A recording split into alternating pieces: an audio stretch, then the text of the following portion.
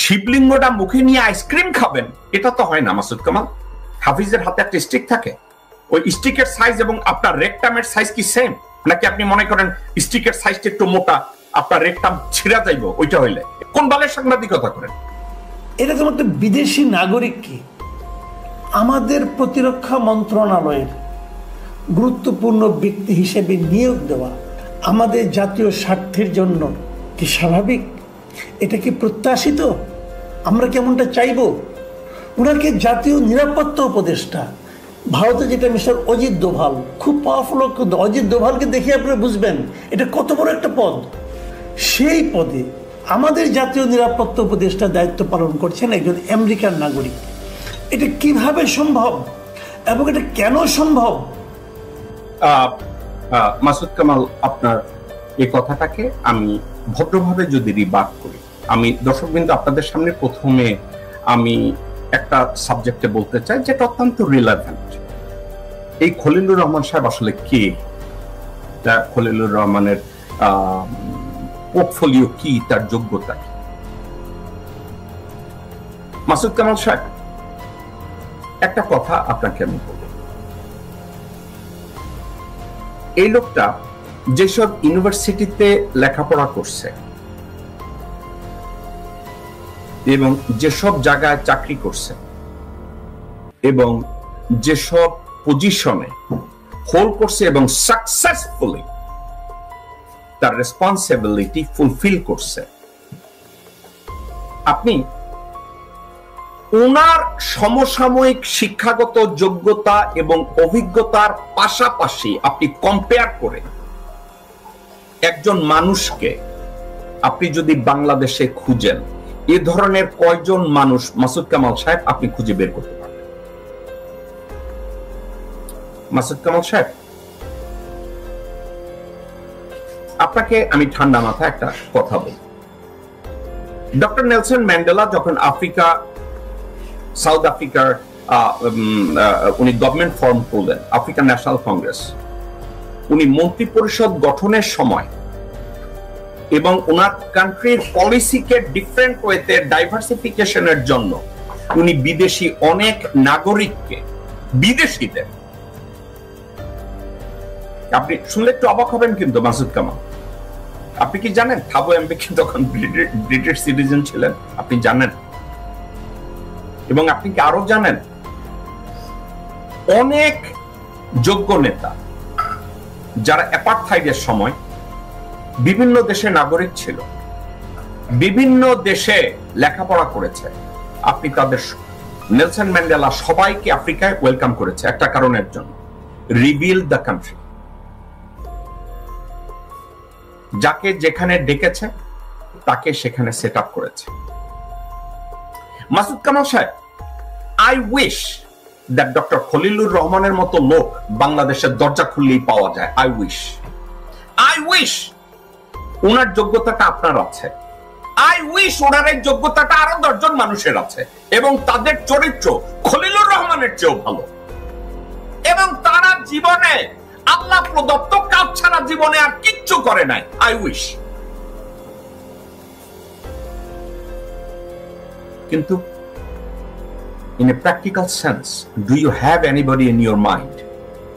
আপনি আপনার কেউ কে আছে যে আপনি খলিলুর রহমান সাহেবের মতো সঠিক যোগ্যতা সম্পন্ন একজন মানুষ আপনি ওখানে দাঁড় করাবেন? রোহিঙ্গা ক্রাইসিসে উনাকে কেন এনভয় করছে আপনি জানেন তো? কারণ আন্তর্জাতিক কমিউনিটির সাথে কাজ করতে হবে। ওখানে ডক্টর খলিলের চেয়ে যোগ্য মানুষ ডক্টর ইউনূস খুঁজে পান নাই। কেন পান নাই জানেন?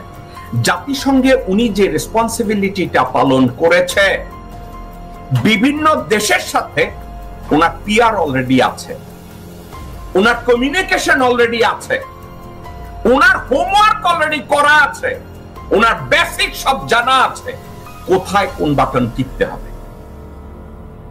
ডক্টর মোহাম্মদ ইউনূস চিন্তা করেছে এই লোকটাকে দিয়েই আমি কাজ করাবো। এখন এই লোকটা বিদেশি নাগরিক, এজন্য তার রিসোর্স আমরা ব্যবহার করতে পারবো না। তাহলে তো নেলসন ম্যান্ডেলা থাবো এমবিকিরে ডে 1 লাথি মেরে বাইর করে দেওয়ার দরকার ছিল, তুমি তো দেয় নাই। ব্রাজিলের প্রেসিডেন্ট আলবার্টো সান্টোস ডে লুলা আমেরিকার এবং কানাডার আর বিভিন্ন দেশের নাগরিকদের স্পেশালি ইনভাইট করে তাদেরকে দায়িত্ব দিয়েছে দ্যাট বিল্ড ব্রাজিল। চেক রিপাবলিকের প্রেসিডেন্ট ভাক্লাভ হাভেল বিদেশি অ্যাডভাইজারদের কন্টিনিউয়াসলি ডেকেছে, আসুন we are going to offer you citizenship. তাদেরকে দিয়ে কাজ করিয়েছে। এখন মাসুদ কামাল, আমার একটা সমস্যা আছে,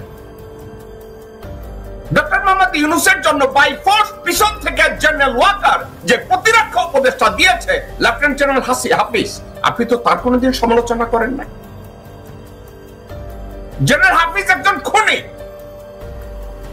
তার শালীর সাথে কুমিল্লা ক্যান্টনমেন্টে কেউ লটর পটর করতে গেছে, ওই লোকটাকে মেরে তার ডেড বডিটা চট্টগ্রাম ঢাকা মহাসড়কের পাশে ফালায় রাখছিল জেনারেল হাফিজ। এটা নিয়ে তো কথা বলেন না। এই জেনারেল হাফিজ ডিউরিং হাসিনাস রেজিম সে দিল্লিতে 3 থেকে 4টা মিটিং এ অংশগ্রহণ করছে এবং সে একজন রয়ের উত্তম লোক। আপনি তাকে নিয়ে তো কোনো কথা বলেন নাই মাসুদ কামাল, একবারও কথা বলেন নাই কেন? হাফিজের হাতে একটা স্টিক থাকে, ওই স্টিকের সাইজ এবং আপনার রেকটামের সাইজ কি সেম, নাকি আপনি মনে করেন স্টিকের সাইজটা একটু মোটা, আপনার রেকটাম ছিঁড়া যাইব ওইটা হইলে এজন্য হাফিজের বিরুদ্ধে কথা বলা যাবে না? তারেক সিদ্দিকী যখন বাংলাদেশে একজন অযোগ্য জেনারেল হিসাবে পরিচিত, তারেক সিদ্দিকী যে ভারতের দ্বৈত নাগরিক, এটা কি আপনি জানেন? না জানলে কেন জানেন না? আমি এখানে বসে ডকুমেন্টারি এভিডেন্স সহ আমি যদি জানি, আপনি কেন জানেন না? কোন বালের সাংবাদিকতা করেন? কই তারেক সিদ্দিকী অন্যায়ভাবে বাংলাদেশ সশস্ত্র বাহিনীর ম্যানুয়াল ভায়োলেট করে, সংবিধানকে পদদলিত করে গুম খুন করিয়েছে। কই আপনি তো কোনোদিন এটা নিয়ে কথা বলেন না। মাসুদ কামাল কেন বলেন নাই? হাফিজকে নিয়ে এখনো কেন কথা বলছেন না? আপনি খলিল সাহেব কোন সময় এক খুনের সাথে জড়িত ছিল, কোন একটা দুর্নীতির সাথে জড়িত ছিল, ভালো, আপনি সমালোচনা করেছেন, ফাইন, কিন্তু এই সময় আপনি যদি খলিল বাংলাদেশে কোনো অন্যায় করে থাকে এবং ওই অন্যায়তে খলিলুর রহমানের যদি বিচার হওয়া দরকার হয়, জুডিশিয়ারি সেটা দেখুক, তার বিরুদ্ধে মামলা হোক এবং let's allow Khalilur Rahman to face that investigation. সেক্ষেত্রে আপনার মতো একজন সাংবাদিক, ধরে নিলাম আপনি একজন দায়িত্ববান সাংবাদিক, তো দায়িত্ববান সাংবাদিক হলে আপনি খলিলুর রহমান আর ইউনূসরে ধইরা যেখানে পাইবেন ওইখানে নাস্তানাবুদ করবেন, কিন্তু জেনারেল ওয়াকারের লাঠির ডরে, ভাই তারেক সিদ্দিকের লাঠির ডরে, জেনারেল হাফিজের লাঠির ডরে আপনি শিবলিঙ্গটা মুখে নিয়ে আইসক্রিম খাবেন, এটা তো হয় না মাসুদ কামাল। আপনি বলছেন না কেউ কোনো প্রতিবাদ করে না, আপনার সাথেও কেউ যায় না।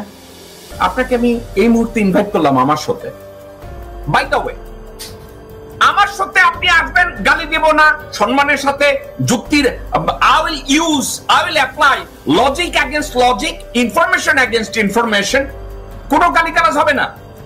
অথবা I dare you, invite me to your show. Do you have that courage? If you have that courage, Masood Kamal, through this show, I challenge you, I dare you. Either you come to my show or I want you to invite me. I'll face you on any subject. I'll talk to you. Let's see if you can answer some of the question or concern I have. আমি কখনো শুনি নাই যে তারেক সিদ্দিকী যখন দেশটাকে রসাতলে নিচ্ছিল, গুম করাচ্ছিল, BDR Pilkhana নিয়ে ম্যাসাকারের সাথে জড়িত ছিল, একটা বারের জন্য